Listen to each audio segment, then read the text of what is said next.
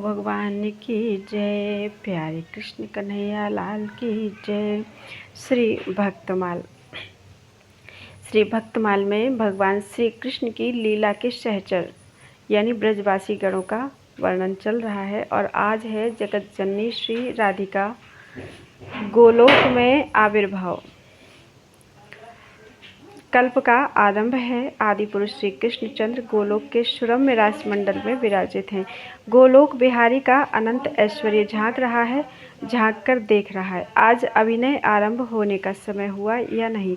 अभिनय के दर्शक चतुर्भुज श्री नारायण, पंचवक्त्र महेश्वर, चतुर्मुख ब्रह्मा, सर्वसाक्षी धर्म, बागधिष्ठात्री सरस्वती, ऐश्वर्य की अधिदेवी महालक्ष्मी, जगत जननी दुर्गा, जपमालिनी सावित्री, ये सभी तो रंगमंच पर आ गए हैं। लीला सूत्रधार श्री गोविंद भी उपस्थित हैं, पर सूत्रधार के प्राण सूत्र जिनके हाथ हैं वे अभी नहीं आए हैं। देववृंद आश्चर्य विस्फारित नेत्रों से मंच रासमंडल की ओर देखने लगते हैं, किंतु अब विलंब नहीं। देवों ने देखा गोलोक बिहारी श्री गोविंद श्री कृष्णचंद्र के वाम पार्श्व में एक कंपन सा हुआ। नहीं, ओह, एक कन्या का आविर्भाव हुआ है। अतीत वर्तमान भविष्य का समस्त सौंदर्य पूंजीभूत होकर सामने आ गया है। आयु 16 वर्ष की है। सुकोमलतम अंग यौवन भार से दबे जा रहे हैं। बंधुजीव पुष्प जैसे अरुण अधर हैं। उज्ज्वल दर्शनों की शोभा के आगे मुक्ता पंक्ति की अमित शोभा तुच्छ हेय बन जा रही है। शरतकालीन कोटि राका चंद्रों का सौंदर्य मुख पर नाच रहा है। ओह, उस सुंदर श्रीमंत यानी मांग की शोभा वर्णन करने की सामर्थ्य किसमें है। चारु पंकज लोचनों का सौंदर्य कौन बताए। सुठाम नासा, सुंदर चंदन चित्रित गंडयुगल, इनकी तुलना किससे करें। कर्णयुगल रत्नभूषित हैं। मणिमाला, हीरक, कंठहार, रत्न केयूर, रत्न कंकड़, इनमें श्री अंगों पर एक किरणजाल फैला है। भाल पर सिंदूर बिंदु कितना मनोहर है। मालती माला विभूषित सुसंस्कृत केशपाश, उसमें सुगंधित कंबरी भार की सुषमा कैसी निराली है। स्थल पद्मों की शोभा तो सिमटकर युगल चरण तलों में आ गई है। चरण विन्यास हंस को लज्जित कर रहा है। अनेक आभरणों से विभूषित श्री अंगों से सौंदर्य की सरिता प्रवाहित हो रही है। रूप धर्षित हुए देववृंद इस सौंदर्य को देखते ही रह जाते हैं। श्री कृष्णचंद्र के वाम पार्श्व से आविर्भूत यह कन्या, यह सुंदरी ही श्री राधा है। राधा नाम इसलिए हुआ कि रास मंडल में प्रकट हुई तथा प्रकट होते ही पुष्प चयन कर श्री कृष्णचंद्र के चरणों में अर्घ्य समर्पित करने के लिए ही धावित हुई, दौड़ी। उसी समय इन्हीं राधा के लोमकूपों से लक्ष कोटि गोप सुंदरियां प्रकट हुईं। वास्तव में तो यह आविर्भाव की लीला प्रपंच की दृष्टि से ही हुई, अन्यथा प्रलय, सृजन, फिर संहार, फिर सृष्टि, इस प्रवाह से उस पार श्री राधा की, राधाकांत की लीला, उनका नित्य निकुंज विहार तो अनादिकाल से सपरिकर नित्य दो रूपों में प्रतिष्ठित रहकर चल रहा है एवं अनंत काल तक चलता रहेगा। प्रलय की छाया उसे छू नहीं सकती, सृजन का कंपन उसे उद्वेलित नहीं कर सकता।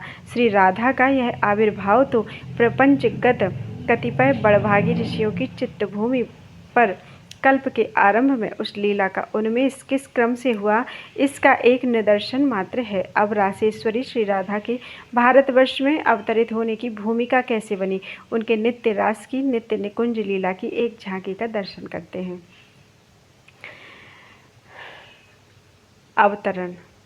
राधा रानी का अवतरण। नृगपुत्र राजा सुचंद्र का एवं पितरों की मानसी कन्या सुचंद्र पत्नी कलावती का पुनर्जन्म हुआ। सुचंद्र तो वृषभानु गोप के रूप में उत्पन्न हुए और कलावती कीर्तिदा गोपी के रूप में।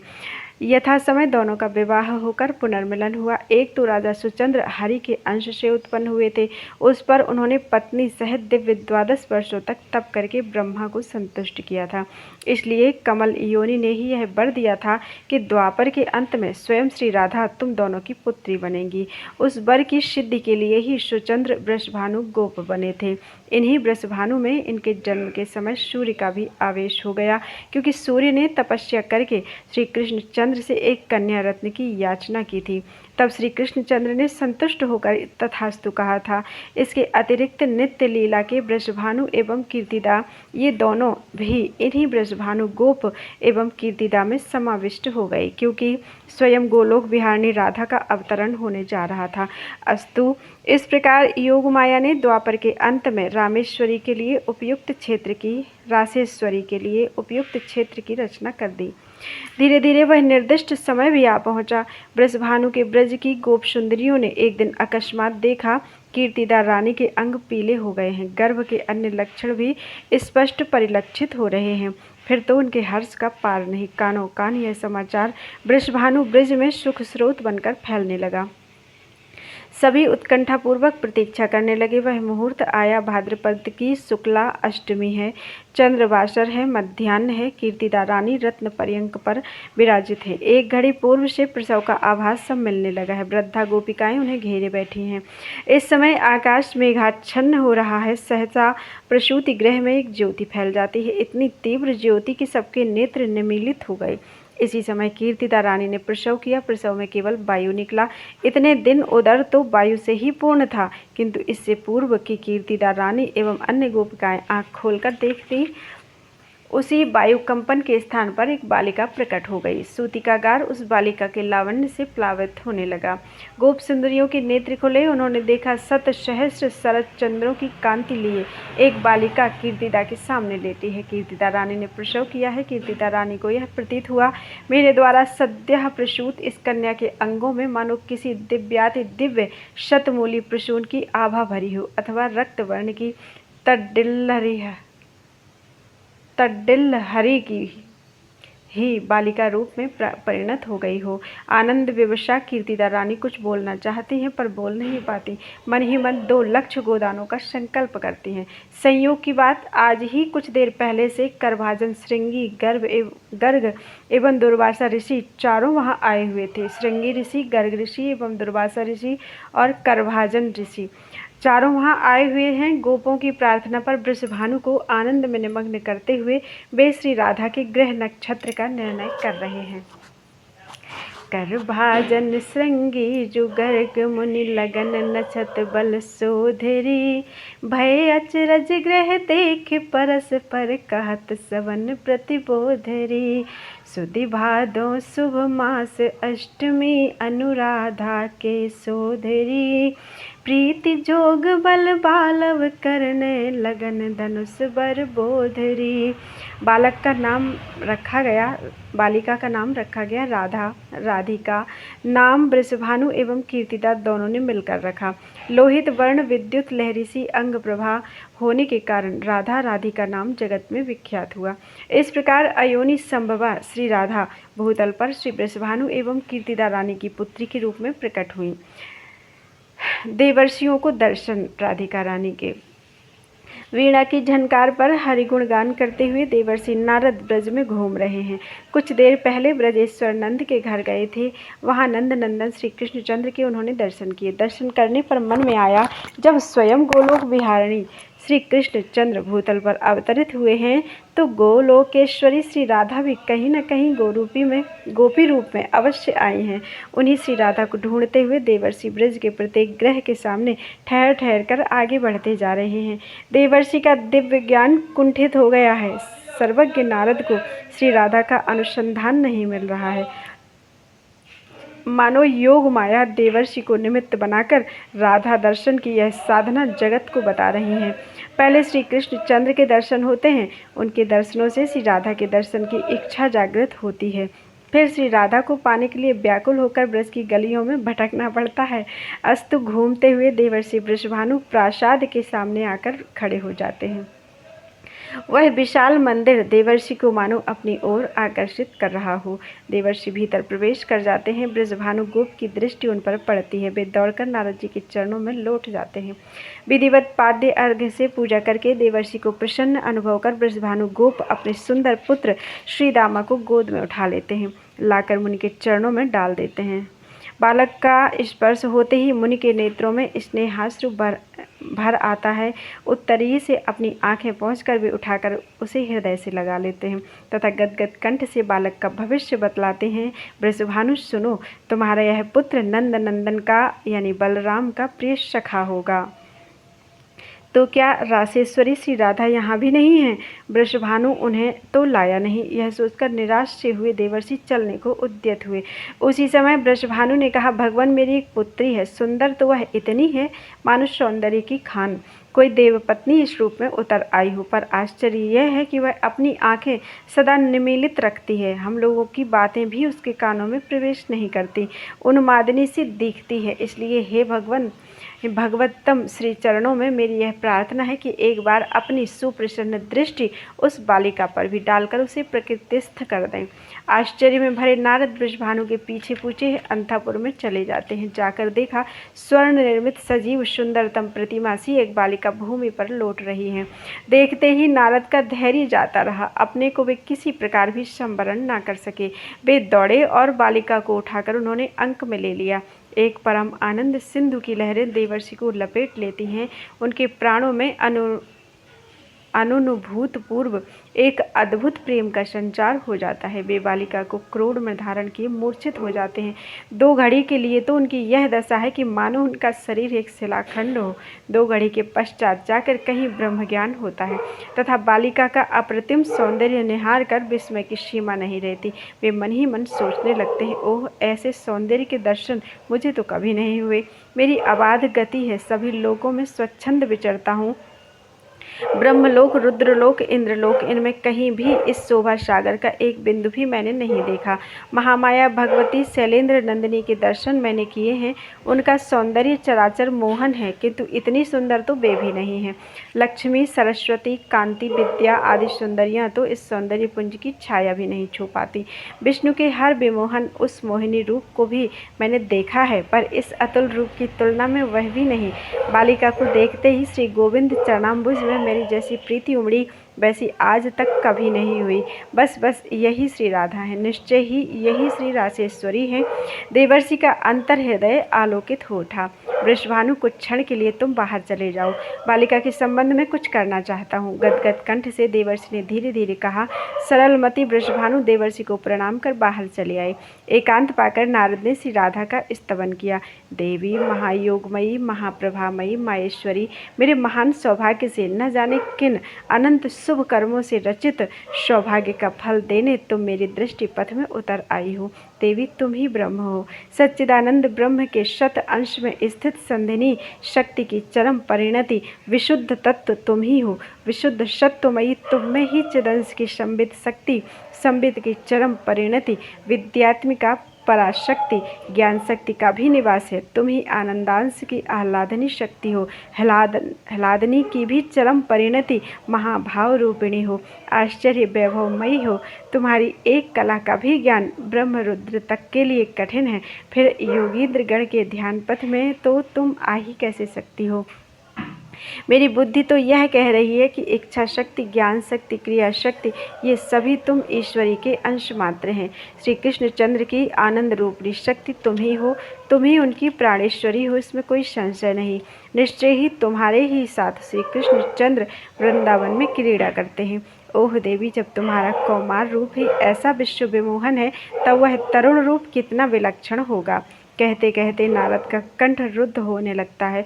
प्राणों में श्री राधा के तरुण रूप को देखने की प्रबल उत्कंठा भर जाती है। वे वहीं पर टंगे मणि पालने पर श्री राधा को लिटा देते हैं तथा उनकी ओर देखते हुए बारंबार प्रणाम करने लगते हैं। तरुण रूप से दर्शन देने के लिए प्रार्थना करते हैं। नारद के अंतर हृदय में मानो कोई कह देता है, देवर से श्री कृष्ण की वंदना करो, तभी श्री कृष्ण प्रियतमा के नेत्र तुम्हारी ओर फिरेंगे। देवर्षि श्री कृष्णचंद्र की जय जयकार कर उठते हैं। जय कृष्ण मनोहारिन, जय वृंदावन प्रिय, जय भ्रुभंग ललित, जय वेणुरवाकुल, जय बर्ह कृतोन्तश, जय गोपी विमोहन, जय कुंकुम लिप्तांग, जय रत्न विभूषण। बस इसी समय दृश्य बदल जाता है। मणि पालने पर विराजित वृषभानु कुमारी अंतर्हित हो जाती हैं तथा नारद के सामने श्री राधा का आविर्भाव हो जाता है। इतना ही नहीं, दिव्य भूषण वसन से सज्जित अगणित सखियां भी वहां प्रकट हो जाती हैं, श्री राधा को घेर लेती हैं। वह रूप, वह सौंदर्य नारद के नेत्र निमेष शून्य एवं अंग निश्चेष्ट हो जाते हैं, मानो नारद सचमुच अंतिम अवस्था में जा पहुँचे हों। राधा चरणाम्बुकणी का स्पर्श करके एक सखी देवर्षि को चैतन्य करती है और कहती है, मुनिवर्य, अनंत सौभाग्य से श्री राधा के दर्शन तुम्हें हुए हैं। महाभागवतों को भी इनके दर्शन दुर्लभ हैं। देखो, ये अब तुम्हारे सामने से फिर अंतर्हित हो जाएंगे। प्रदक्षिणा करके नमस्कार कर लो। जाओ, गिरिराज परिसर में कुसुम सरोवर के तट पर एक अशोक लता फूल रही है, उसके सौरभ से वृंदावन सुबासित हो रहा है। वहाँ उसके नीचे हम सबों को अर्धरात्रि के समय देख पाओगे। श्री राधा का वह किशोर रूप अंतर्हित हो गया। बाल रूप से रत्न पालने पर वे पुनः प्रकट हो गई। द्वार पर खड़े वृषभानु प्रतीक्षा कर रहे थे, जय जयकार की ध्वनि सुनकर आश्चर्य कर रहे थे। अश्रुपूरित कंठ से देवर्षि ने पुकारा, वे भीतर आ गए। देवर्षि बोले, वृषभानु, इस बालिका का यही स्वभाव है। देवताओं की सामर्थ्य नहीं कि वे इसका स्वभाव बदल दे, किंतु तुम्हारे भाग्य की सीमा नहीं। जिस गृह में तुम्हारी पुत्री के चरण चिन्ह अंकित है, वहाँ लक्ष्मी सहित नारायण समस्त देव नित्य निवास करते हैं। यह कहकर स्खलित गति से नारद चल पड़ते हैं। वीणा में राधा यशोगान की लहरी भरते, आंसू बहाते हुए वे अशोक वन की ओर चले गए। उसी दिन कीर्तिदा रानी की गोद में पुत्री को देखकर प्रेम विवश हुए वृषभानु लाड़ लड़ाने लगे। नारद के गान का इतना सा अंश वृषभानु के कान में प्रवेश कर गया था, जय कृष्ण मनोहारिण जानकर नहीं, लाड़ लड़ाते समय यूं ही उनके मुख से निकल गया, जय कृष्ण मनोहारिण। बस भानुकुमारी श्री राधा आंखें खोलकर देखने लगी। वृषभानु के हर्ष का पार नहीं। कीर्तिदा आनंद में निमग्न हो गई। उन्हें तो पुत्री की प्रकृतिस्थ करने का मंत्र प्राप्त हो गया। इससे पूर्व जब जब नंदगेहिनी यशोदा कीर्तिदा से मिलने आई हैं, तब तब भानुकुमारी ने आंखें खोलकर देखा है। श्री कृष्णचंद्र मिलन। एक दिन की बात है, भांडीर वन में एक बट के नीचे ब्रजेश्वर नंद श्री कृष्णचंद्र को गोद में लिए खड़े हैं। अचानक काली घटाएं घिर आती हैं, वन में अंधकार छा जाता है, वायु बड़े बेग से बहने लगती है, तरुण लताएं कांप उठती हैं, कदम्ब तमाल पत्र छिन्न होकर गिरने लगते हैं। नंद बाबा को चिंता हो रही है कि श्री कृष्ण की रक्षा कैसे हो। गोपों का गोचारण निरीक्षण करने वे आ रहे थे। श्री कृष्णचंद्र साथ चलने के लिए मचल गए कि किसी प्रकार भी नहीं माने, रोने लगे, इसलिए वे उन्हें साथ ले आए थे। यहाँ वन में आने पर गोरक्षकों को तो उन्होंने दूसरे वन की गायें एकत्र कर वहीं ले आने के लिए भेज दिया। स्वयं उन गायों की संभाल के लिए खड़े रहे। इतने में यह झंझावात प्रारंभ हो गया। कोई गोरक्षक भी नहीं कि उसे गायें संभाल कर वे भवन की ओर जाएं। तब यूं ही गायों को छोड़ भी दें तो कैसे जाएं। बड़ी बड़ी बूंदें जो आरंभ हो गई थी, अतः कोई भी उपाय न देखकर ब्रजेश्वर एकांत मन से नारायण का स्मरण करने लगते हैं, मानो कोटि सूर्य एक साथ उदय हुए हों। इस प्रकार दिशाएं उद्भासित हो जाती हैं तथा वह झंझावात तो न जाने कहाँ चला गया। नंदराय आंखें खोलकर देखते हैं, सामने एक बालिका खड़ी है। वृषभानु कुमारी, तू यहाँ इस समय कैसे आई बेटी? ब्रजेश्वर ने अचकचाकर कहा, किंतु दूसरे ही क्षण अंतर्हृदय में एक दिव्य ज्ञान का उन्मेष होने लगता है। मौन होकर ये वृषभानु नंदिनी की ओर देखने लगते हैं। कोटि चंद्रों की द्युति मुखमंडल पर झलमल झलमल कर रही है। नील वसन भूषित अंग है, अंगों पर कांची कंकड़ हार अंगद अंगुरीयक मंजीर यथास्थान सुशोभित हैं। चंचल कर्णकुंडल तथा दिव्याति दिव्य रत्न चूड़ामणि से किरणें झर रही हैं। अंगों के तेज का तो कहना ही क्या है। भानुकुमारी की अंग प्रभा से वन आलोकित हुआ है। नंदराय को गर्ग जी की वे बातें स्मरण हो आईं। पुत्र के नामकरण संस्कार से पूर्व उन्होंने एकांत में वृषभानु पुत्री की महिमा श्री राधा तत्व की बात चलाई थी, पर उस समय तो नंदराय सुन रहे थे और साथ ही साथ भूलते जा रहे थे। इस समय उन सब की स्मृति हो आई, सबका रहस्य सामने आ गया। अंजलि बांधकर नंदराय ने श्री राधा को प्रणाम किया और बोले, देवी, मैं जान गया पुरुषोत्तम श्रीहरि की तुम प्राणेश्वरी हो एवं मेरी गोद में तुम्हारे प्राणनाथ स्वयं पुरुषोत्तम श्रीहरि ही विराजित हैं।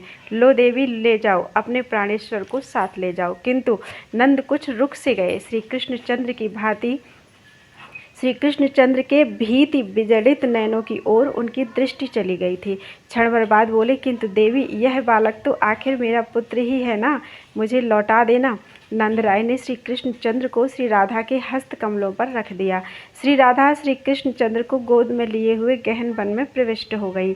वृंदावन की भूमि पर गोलोक का दिव्य रासमंडल प्रकट होता है। श्री राधा नंदपुत्र को लिए उसी मंडप में चली आती हैं। सहसा नंदपुत्र श्री राधा की गोद से अंतर्हित हो जाते हैं। बृषभानु नंदिनी विस्मित होकर सोचने लगती हैं, नंद राय ने जिस बालक को सौंपा था वह कहाँ चला गया।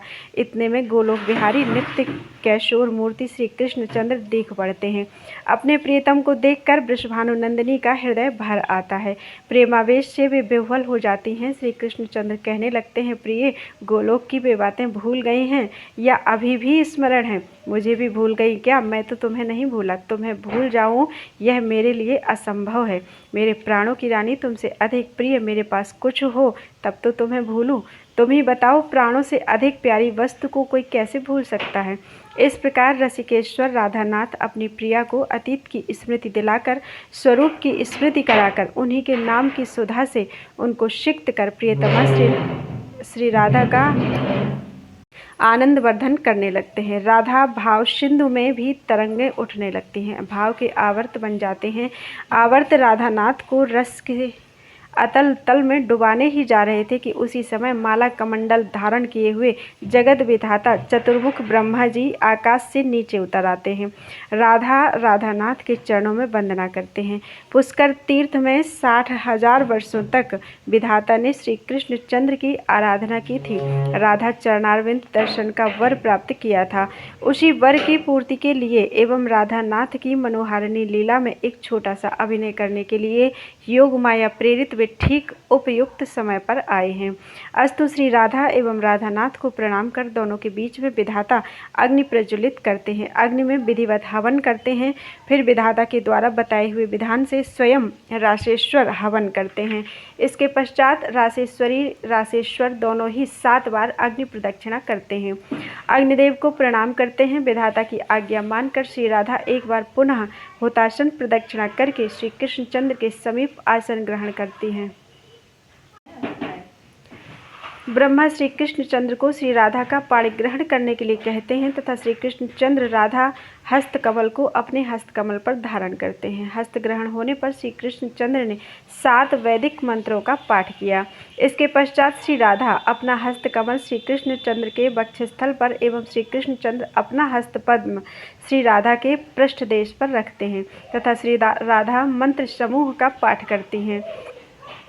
अजानुलंबित दिव्याति दिव्य पारिजाति निर्मित कुसुम माला श्री राधा श्री कृष्णचंद्र को पहनाती हैं और श्री कृष्णचंद्र सुंदर मनोहर बनमाला श्री राधा के गले में डालते हैं। यह हो जाने पर कमलोद्भव श्री राधा को श्री कृष्णचंद्र के वाम पार्श्व में विराजित कर दोनों के अंजलि बांधने की प्रार्थना कर दोनों के द्वारा 5 वैदिक मंत्रों का पाठ कराते हैं। अनंतर श्री राधा श्री कृष्णचंद्र को प्रणाम करती हैं। जैसे पिता विधिवत कन्यादान करे वैसे सारी विधि संपन्न करते हुए श्री ब्रह्मा जी श्री राधा को श्री कृष्ण कर कमलों में समर्पित करते हैं। आकाश दुंदुभी पटह मुरज आदि देव वाद्यों से ध्वनि से निनादित होने लगता है। आनंद निमग्न देववृंद पारिजात पुष्पों की वर्षा करते हैं। गंधर्व मधुर गान आरंभ करते हैं। अप्सराएं मनोहर नृत्य करने लगती हैं। ब्रजगोपों के ब्रज सुंदरियों के सर्वथा अनजान में ही इस प्रकार वृषभानु नंदिनी एवं नंदनंदन की विवाह लीला संपन्न हो गई। भांडीर बन के उन निकुंजों में रस की तरंगिणी बह चली। रासेश्वरी श्री राधा, रासेश्वर श्री कृष्ण दोनों ही आनंद विभोर होकर उसमें बह चले। जब इस स्रोत में अन्य रस धाराएं आकर मिलने लगी, भाव संधि का समय आया तो श्री राधा को ब्रह्म ज्ञान हुआ, बाह्य ज्ञान हुआ। वृषभानु नंदिनी देखती है, मेरी गोद में नंदराय ने जिस पुत्र को सौंपा था वह तो है, शेष सब स्मृति मात्र। श्री कृष्णचंद्र की वह कैशोर मूर्ति अंतर्हित हो गई है, पुनः वे बालक रूप में हो गए हैं। नंदनंदन को श्री राधा यशोदा रानी के पास ले जाती हैं। मैया, वन में झंझावात आरंभ हो गया था। बाबा बोले तू इसे ले जा, घर पहुंचा दे। बड़ी वर्षा हुई है, देखो मेरी साड़ी सर्वथा भीग गई है। मैं अब जाती हूँ, घर से आए हुए मुझे बहुत देर हो गई है। मेरी मैया चिंतित होगी, श्री कृष्ण को संभाल लो। यह कहकर वृषभानु नंदिनी ने श्री कृष्णचंद्र को यशोदा रानी की गोद में रख दिया और स्वयं वृषभानुपुर की ओर चल पड़ी। यशोदा रानी ने देखा साड़ी वास्तव में सर्वथा आर्द्र है। प्रबल उत्कंठा हुई कि दूसरी साड़ी पहना दूं, किंतु मैया का शरीर निश्चेष्ट सा हो गया। ओह, कीर्तिदा की पुत्री इतनी सुंदर है। मैया इस सौंदर्य प्रतिमा की ओर देखती ही रह गई और प्रतिमा देखते ही देखते उपवन के लता जाल में जा छिपी। वहाँ भांडीर वन में ब्रजेश्वर नंद को इतनी ही स्मृति है कि वर्षा का ढंग हो रहा था। भानु कुमारी के साथ मैंने पुत्र को घर भेज दिया है। बोलो वृंदावन बिहारी लाल की जय।